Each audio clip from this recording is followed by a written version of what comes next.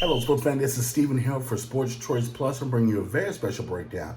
I'm going to be covering the NFL top 5 Defensive Player of the Year candidates so far in the NFL. Before I get right into that, I want to make sure you go ahead and subscribe right now so you can get all the updates from the NFL predictions, from the power rankings, from all the critical breakdowns we have for any discussion NFL football related. Feel free to hit the subscribe button. Yours truly will make sure you have that content each and every week here at Sports Choice Plus. Without further ado, let's get right into the action. Coming in at number 5, you're looking at a guy that's defensively talented, and he's carrying the Buccaneers defense as of right now. We all know about the offensive quarterback for the Tampa Bay Buccaneers, who Bruce Arians brought down, but little do we know about Lavonte David. When you're looking just overall at what he does and how he's a model of consistency, he's a tackling machine. You're looking at just what he does. He's one of 3 players with 20 solo tackles, and you're also looking at he's forced a fumble, an interception, a quarterback hit, and so many different pressures on the defensive line. You're looking at how he puts everybody in their right place and how he is the actual quarterback of the defense. The things that he's doing every week, he makes sure the Buccaneers have some sort of resistance for the offenses that they're playing. When it comes to doing timely tackles, when it comes to making timely tips of the balls when they're thrown over the defensive line, and he's intercepting or either batting away balls, he's making sure he's taking the tight ends that are lining up across from him out of the play. He's making sure that he's covering them so they're not able to get a touchdown, a catch, anything like that, and he's putting the Tampa Bay Buccaneers players in the right position to make good plays on defense. That's why he's on this list. And I'm looking at Lavonte David is a strong candidate because as the Bucs play more games, he's only going to get more notoriety. For many years, he didn't get notoriety because Jameis and company were not really winning in Tampa, but I think he'll get his just due this year, and he comes in at number 5. Coming in at number 4, you're looking at Baby Watt. You're looking at T.J. Watt, the younger brother of J.J. Watt of the Houston Texans, and this could be one of the first families to have 2 guys to win Defensive Player of the Year. You're looking just at what he does well for the Pittsburgh Steelers. He's a tone setter as well. He brings the A game. He's that high energy guy that you see each and every week, and he's making sure the Pittsburgh Steelers have that energy before their game. He's also disruptive in the backfield. You see him not just a good pass rusher, but he attacks the running backs when they get the ball. He simplifies the defense for the teammates. He makes sure that if they're out of place, he puts them in a place. And you're seeing just overall what he brings as far as intangibles. You see him drop back a lot more and be able to cover some of those wide receivers, being able to cover some of those running backs when they leak out the backfield and try to get screen games going. You see what he does on the defensive line when he puts his hand in the ground. You see what he does as a linebacker when he's asked to do that. And you even see him when they're doing those all-out blitzes and what he's able to bring. The quarterback pressure, teams do not do well when he's on the field versus that offense. So I think T.J. Watt deserves a lot more praise. A lot of people aren't really talking about him as they should because you get a lot of offensive players that get a lot of love right now because, you know, the offense is a little ahead of the defense. But you're looking at, you know, the next version of a good pass rusher for the Steelers. They've had a lot of defensive guys throughout the years, and TJ is another one of those examples of hard work, blue-collar work, and that's why he's on the list at number 4. Coming in at number 3, we're looking at DeForest Buckner. He was traded from the San Francisco 49ers for a first-round pick to the Colts. You're seeing just how he's helped change that culture. Darius Leonard gets a lot of love from the Indianapolis Colts in the spotlight, but who's changing that foundation in the fabric of the Colts right now is Buckner. He's a space eater. He's a large gentleman. He's able to get in and disrupt the offensive line. He makes life easier for those linebackers because if you got a defensive tackle / DN that's in there doing that and commanding double teams and triple teams and you're beating those, you got linebackers who can come behind you and blitz. You have other defensive linemen on the line that can get through and get a one-on-one matchup, and now they have even that much more rate of success beating one guy versus 2 guys. The confidence and the swagger that he brought from, even though they didn't win the Super Bowl, he helped Bosa. He helped all those guys on the defensive line just by his presence, his effort, his motor.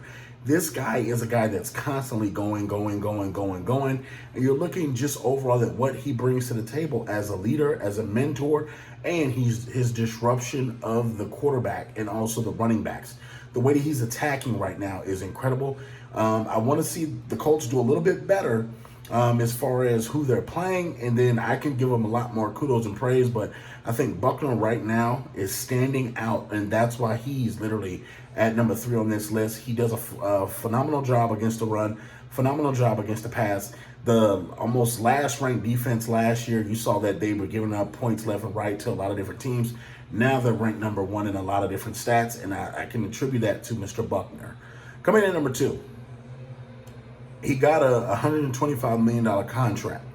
And people was like, oh, well, did he really deserve it? You know, he's been through some things with the helmet issue when he played the Steelers and swung the helmet.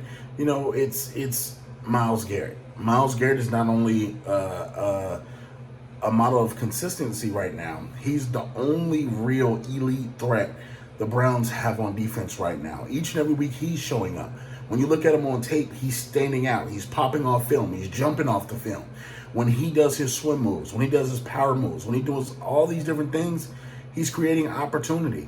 He's not only being disruptive, he's getting his hands on the quarterback. He's not only making life hell for offensive linemen, but he's willing this defense as much as he can to make plays. You know, from the defensive end, you're limited in what you can actually do.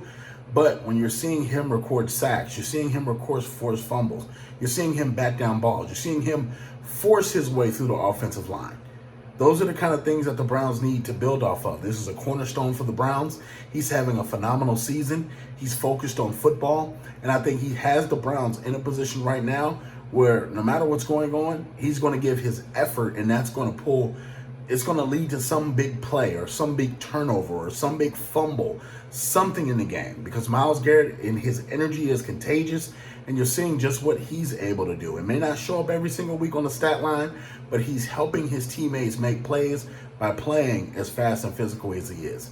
You just look overall at what's next needed for him to grow. I think his leadership, him taking that next step to become the best leader in the NFL, that's what you want to see. You want to see him become not just a voice, but his actions outside of the just the fundamental plays. That's what the next step for Myles Garrett, and I think he's going to make that step, folks. I think right now he's playing on the football field and he's doing well. He has to redeem himself a little bit more for what happened last year, but I think you're going to see him ultimately push forward and become better as a leader and a player. But he's number 2 on my defensive list because he's balling right now. And number 1, the top defensive player right now that I have in the NFL is Aaron Donald. You see what he does week in and week out. He's a monster. He not only comes through double teams, come through single teams, triple teams, if you will, and he comes and he attacks it. You saw, I can show you at least 5 or 6 consistent plays in a row against each team where they're doubling with a tight end, they're doubling with another lineman, they're doubling with a running back.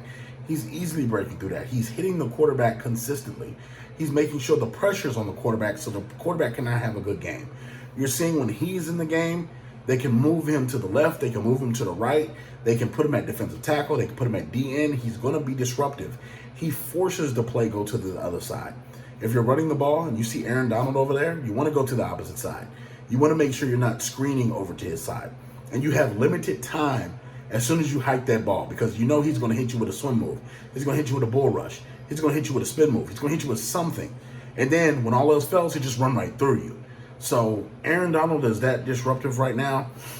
His quarterback pressures, I think he leads the league in quarterback pressures, and that's from the defensive tackle. You see his stat line for his sacks every single year move up, and he's come through and he has the Rams in a pretty good position this year, and it's based off of a lot of he's doing on defense. Even if he doesn't get to the quarterback right away, his pressure allows other teammates to get involved.